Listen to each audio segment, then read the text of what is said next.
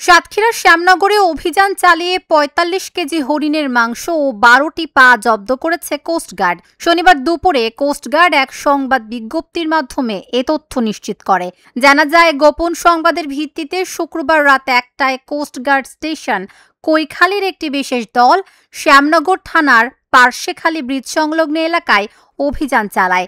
এ সময় প্রায় ৪৫ কেজি হরিণের মাংস ও ১২টি পা জব্দ করা হয়।